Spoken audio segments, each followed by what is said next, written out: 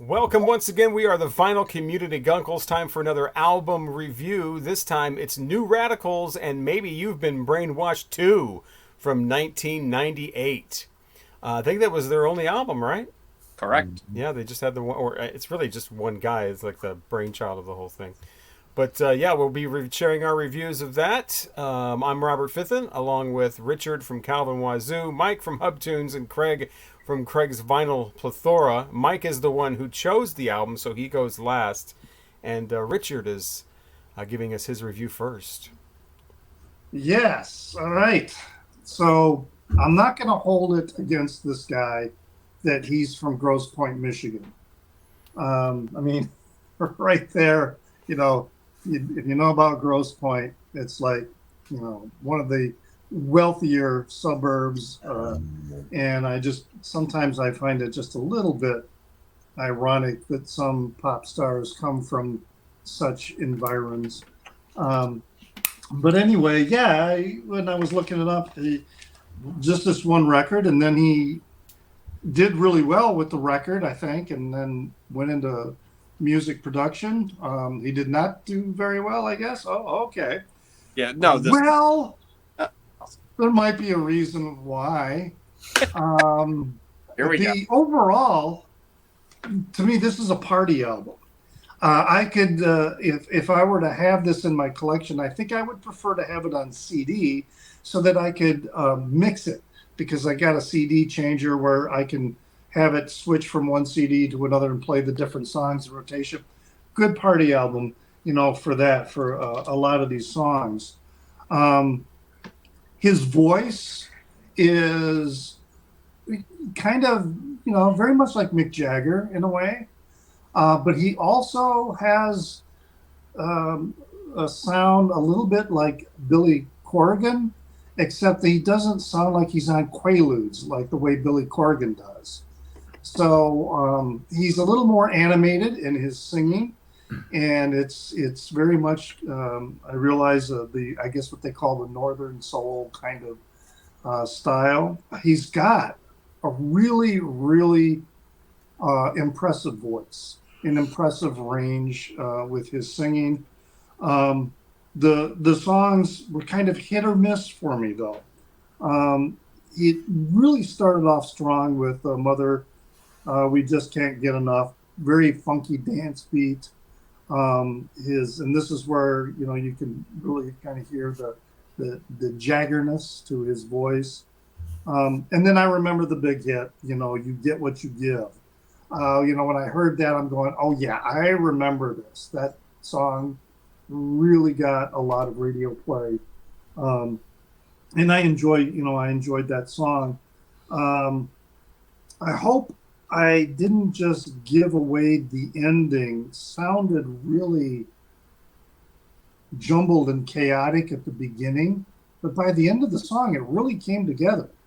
And I enjoyed that. And then I Don't Want to Die Anymore, he really belts that out. The Jehovah Made This Whole Joint for You song, I don't know, this is where I started feeling like, one, there wasn't a whole lot of variation in his songs and his delivery. They were kind of starting all the same or sounding all the same. And with this one, I kind of felt like he was doing his own version of Revolution Number 9. It's taking a stab at, the radical people, and, why can't, just love each other and that kind of thing. And then Someday We'll Know, a very catchy song, but again, I kind of felt like his lyrics were straying into being a little bit hackneyed, like the line, Someday You'll Know That I Was the One for You. I mean, that's kind of a really self-absorbed line, that somebody who, I'm pretty sure that she is certain that you're not the one for her, but you're still carrying this notion that someday you'll recognize it. I'm the one for you. I don't know. But the title song, Maybe You've Been Brainwashed Too, I really like that kind of wobbly guitar. I don't know how to describe it. It's just the way the recording and the production of that song. I just really, really like it. And I even like all the do-do-dos that are going on in that song. I starred that. It's my favorite song on the entire record. So yeah, the rest of the songs, I need a miracle or whatever it is. It's catchy, but it's not really very groundbreaking. And then he's got that line in there where he's trying to find a heart of gold. And some kind, it seems like he's just kind of, I'm not going to say ripping off somebody else's lyrics or concepts, but to me, it's just a little lazy in the lyric writing. And he kind of mixes his metaphor, I think, with the last song, Crying Like a Church on Monday. Or no, that's not the last song. That's like the next to the last song, the maybe. last song, isn't it? Yeah, that's the last song. That's the last song. Yeah, I kind of feel like he's mixing the metaphor a little bit. Yeah, it is. So overall, like I say, I would need to have the songs broken up because I find myself, as I'm listening through the record, I start to tune it out. That it's not sustaining my interest, and so I would kind of want to mix it up because I do think if I start entertaining guests like I used to, I haven't in like years, but that's why I have this CD changer so I can put 5 CDs in and I can set it to random and it'll just play a random song from all of the CDs. We did that in 1998. Yes, 5 CDs. So that would be a good record to have, a good CD to have. So I'm gonna,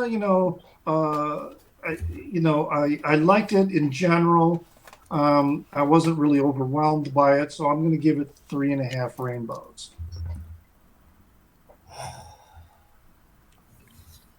All right. Well, now it's Craig's turn. Yeah, Let's it hear is. what he has to say about the new radicals. Maybe you've been brainwashed too. Kind of maybe want to be skipped, but just remember all the things we said about Alanis Morissette in the last video. Well, I get that, but I'm gonna have to apologize before I even start speaking. But first off, so when Mike said this record, first there was a couple of reactions. The first was I thought he was joking. The second was I cannot stand the song "You Get What You Give." I've never liked it. I think it's terrible. But I went into this. I promise you, I went into this going, I'm going to listen to this, and maybe there's something on here that I'm going to like, and maybe my whole opinion's going to change, and I just won't like You Get What You Give. Well, that didn't happen. The first song, I was like, okay, all right, okay. And then You Get What You Give, and I actually listened to it while I'm wanting to maybe pull my car and hit it, like go into a ditch. And Why do you not? I just don't like it, and it's like his whole line about Courtney Love and Marilyn Manson is like, yeah, later they were, but you know what? They stayed pretty huge for a while, and you were never as great as them, and you never will be, guy. And the video was terrible, and I don't really care for his voice. But then this song comes on. I hope I didn't just give away the ending where there are whales singing backing vocals and they're woo, woo, and all this shit is happening. And I was imagining ice picks and shoving them in my eardrums to not have to listen to this. Have you been getting your album review notes from Robert? I feel like I am currently saying things that Mr. Robert Fitton would say, but this is just a feeling that was overwhelming. And then a song called "I Don't Want to Die Anymore" comes on after it, and I'm like, well, yes, I do. Yeah. But I kept listening, and I listened to this album 2.5 times. I'm going to let you know that, okay? 2.5 times. Two and a half. I couldn't get, and actually the third time I skipped the give away the ending. I don't ever want to hear that in my life ever again. I am probably going to have to seek some professional help from this song. And I'm just feeling like a terrible human being. And then this song about getting high, and I thought, well, maybe I should, because then I might enjoy this a little bit more. But the Technicolor Lover song, I actually could kind of like. That one was okay. Did I love it? No, but it was okay. I actually was like, okay, there's a song that's okay, and I felt good about life, you know? And then that Flower songs came on, and I was like, nope. And then the crying at the church and on the Monday, and then it was over, and I was happy, and I celebrated, and then I listened to it again a few days later, and went through the whole excruciating experience again. I don't know. There was something about his voice that did not appeal to me. There was something about the lyrics. There was something about the whales in that song. I mean, it's pretty clever to get whales as backup singers, but the Partridge Family did it, so why not this guy, right? So I really feel like a horrible human. So I'm sorry. You do not need to apologize. I know, but I don't like being mean about other artists, but like not when it's stuff that we are presenting to one another. I can only give it a half a rainbow. I'm sorry. Oh wow. Have we had half a rainbow on a record? I don't know if we have. I don't think we have. I think we've had one rainbow, but I don't think we've ever had a half a rainbow. Yeah. Technicolor Lover gets a half a rainbow. So I'm sorry. Okay. Wow. So yeah, I was kind of like Craig. I'm like, I didn't understand why this was picked. It just seemed like kind of a random. It was a very random title, Mm-hmm. but the good thing about it is if you like this CD and you want to check it out, you can get it for like 50 cents at just about any thrift store. I mean, I see this CD everywhere. I mean, everybody's got this. You know, every thrift store has this, or antique mall, or whatever, or flea market. I did not dislike this as much as Craig. That's for sure. Jesus Christ! I don't think it was. I don't even know what I was getting ready to say. You think it was Hootie and the Blowfish or something, but it was Nickelback close. or Creed or something like that. I mean, actually, Hootie and the Blowfish is better than Creed or Nickelback. But you'd think this was Me First and the Gimme Gimmes, the way Craig talked about it. Yeah, I thought there was some catchy stuff. It's your typical kind of '90s alternative pop. I mean, it's not alternative. That's what it was umbrellaed under. Alternative pop type thing. Yeah. I was always kind of lukewarm on the "You Get What You Give" song. I didn't hate it. I didn't love it. It was just kind of there. I will say that as far as 1998 goes, though, I mean, this was pretty good compared to what else was out at the time. I mean, I would rather hear this album than. I haven't heard a lot of full. I'm sure I did at the time, but I don't remember a lot of. Should have brought up Discogs and actually seen what else as far as full albums were out at that time. But this was probably be in my top 30 or something like that. Yeah, there were some nice melodies. I didn't hate the guy's voice. I like the slower songs a little more than the fast ones. I think the fast ones are just a little bit generic. You know, they got the dance beat going on and the whatever, and they don't really, pop out with anything. But the slower ones I thought had some nice melodies. And I thought there were I like the song titles. With the, I hope I just didn't give away the ending, and Jehovah made this joint for you, and maybe you've been brainwashed too. When you see song titles like that, you're not dealing with the usual kind of, I'm in love, or, I finally found the one, or, that kind of thing. Technicolor Lover is the one that talks about, you said I had beautiful hair or something like that, and I'm like, hey, I've got it elsewhere too. Is that the line? Is he talking about his pubic hair? That kind of caught my attention. That was the one lyric that really Of course I like when people talk about their pubic hair. But Robert. I think it says that. It's like you said I had beautiful blonde hair, and I said I've also got it elsewhere, and or something like that. Look it up, Technicolor Lover. I'm gonna look it up while you're talking. But I didn't hear any song that made me want to go, oh my god. Because I listened to it twice, and I didn't hear anything that made me want to skip to the next track. It was just kind of, it was fun in places, it was melodic in places, but it wasn't like blowing me away. And so I will give it 3.5 rainbows, which makes mine on par with Richard's, which is, the highest, way above Craig's. Here's I the feel line like from that Satan song. right now. She said, "Where'd you get that velvet-colored hair?" I said, "I got lots more somewhere if you touch my big." And she said, "I come from a world that is so far out." And I said, "So do I." Well, I'm just talking about the first two lines. I've got to. Yeah, but if you Yeah. touch my big, what is he implying? She wants him to touch his That's big from cock. the first verse, those lines that I just said. That's from Yeah, the I first know. verse. So, but yeah. When you got a big cock, you don't have to do the shaving thing. That's You just true. still have the hair. You don't have to do the art of illusion. Yeah, no. So he's implying that he's well endowed and has hair and And now it it's Mike's turn. Jesus. See, my heart. Where I don't know where to begin. Let's start at the very Craig, beginning. first of all, Craig, never apologize. Very good place to start. Yeah, no. I feel never apologize. guilty.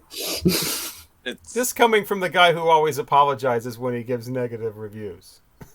yeah. Yeah. So, New Radicals. In 1998, I had just come out of the closet. I was going to gay bars for the first time in my entire life. I was a kid in a candy store, and the single. You were under duress. No, I was. No, I wasn't. No. I was on top of the world. I thought I was the shit. I was just, like I said, a kid in a candy store, going to clubs every night. The big single, You Get What You Give, was every time you walked into the gay bar, that video was on. It was playing everywhere. It was overplayed. Mhm. But I liked it. And I was like, I need to know more about this. So the New Radicals are Greg Alexander and Danielle Brizois. Danielle Brizois is the little girl from Archie's Place. If you guys remember Archie's Place, the spinoff from All in the Family. Oh wow! Really? She is it's basically the two of them. She co-wrote it. I mean, yeah. He was a DJ, and he came from a very wealthy family. He was a DJ in New York. He didn't want anything to do with the music industry other than just be a DJ. And people were like, dude, you can write some songs. You got some chops. You got to make an album. So they made this album. This is the only album they made. Apparently there are a lot of outtakes. There's an entire second album, but they've never released it. He doesn't want anything to do with it. He doesn't want to release it. She doesn't want anything to do with it. I mean, who knows how old Danielle Brizois is now? I mean, she's got to be well into her 50s, like me. So when I discovered this record, I fell in love with it. I absolutely love it. It is a party record. It's a little bloated. It is from the CD era. There's how many songs on this thing? I can't. 12. Yeah, There's 12, but they're like over 5 minutes each. yeah, so it would they're be all like very long songs. They're all over hour-long 5 minutes. CD. I think there's a couple that are like There's 11 too many. so it's very bloated. There are at least 2 songs you could probably leave off of it. No doubt about it. It's the CD. Number 3. Sorry, go ahead. I'm sorry, your time is up. It is up. It is up. I'm going to shut up. Where is my gag? This Big Cake Sweet. Talking about gags. So I don't know. You know what? I absolutely love this record. And Craig is absolutely right. Technicolor Lover is one of the best songs on here. That is probably it might be my favorite song on here, actually. I just love the whole thing. I'm not going to go song by song. Richard did a great job of that. So did Craig. But no, I just absolutely adore this record. It's kind of a cult classic. People who love it absolutely love it. They want more. They want more. They did reunite for Joe Biden's inauguration. Oh, really? Yeah, it's the only time they've ever reunited since the record came out. And maybe there was one other time, but that was the most recent time. Everyone's all over him to try and release all these unreleased tracks, and he's also absolutely adorable, by the way. I just think he's super cute. Now we get to the heart of it. Yeah. Okay. Anyway, I absolutely love this record. I think it's a fun party mix. It just brings back a lot of really good memories from a great time in my life. And I'm going to give it 4 rainbows. Yeah. It's also it's just been reissued a couple years ago. It's on music for vinyl, or music on vinyl did it, right? I think it's the first time it's ever been on vinyl it's like $40 or something like that. Yeah, CD. Because I saw it actually this last week. I saw it. It's I was like, oh, I should get that. Yeah, you should, Craig. I'll send you a copy. Please. Thank you. I would probably be the happiest boy in the whole USA. Call me Donna Fargo.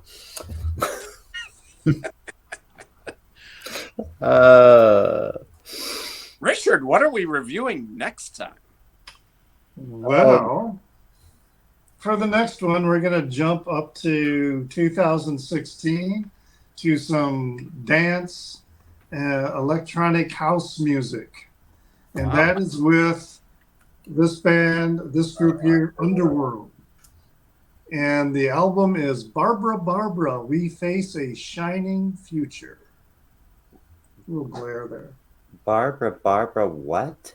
We face a shining future. And is it Barbara or Barbara? Barbara. Are you writing this down for me? Because I'm going to. Yeah, Barbara. What are we doing in the glory hole? Underworld. A glory hole, by the way, is something that glass blowers use, just in case some people aren't familiar. That's where they. Yeah, that's what I was talking about. Yeah, we're hanging out with the glass. That ain't the only thing that gets blown. I think I do.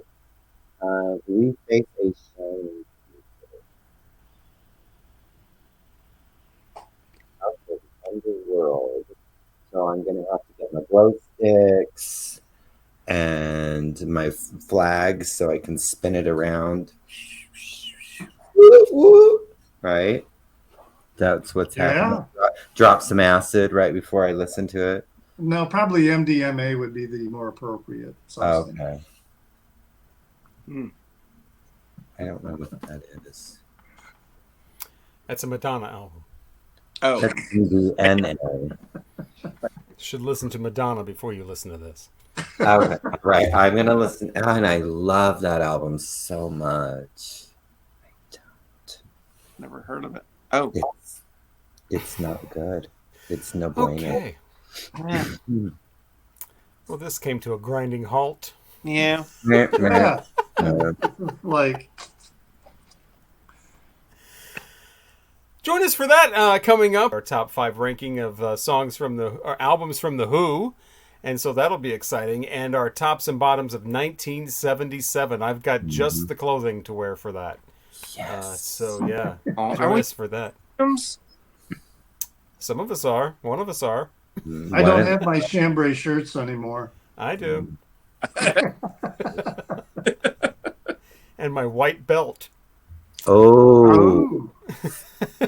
Big cuff stretched denim bell bottoms. I don't have any bell bottoms. I can get some though. Got a week or so to make that happen. Of them. What's that? Does Terry have a closet full of bell bottoms? No. No, he dresses very. I don't think I have mine anymore. I don't have any of mine either. Really nice plaid ones. They were dreamy. So join us for all that coming up. Once again, we are the Vinyl Community Guncles. I am Robert Fithen, along with Richard at Calvin Wazoo, Craig's Vinyl Plethora, and Mike at Hubtunes. Thanks again for watching. We'll talk to you again next time.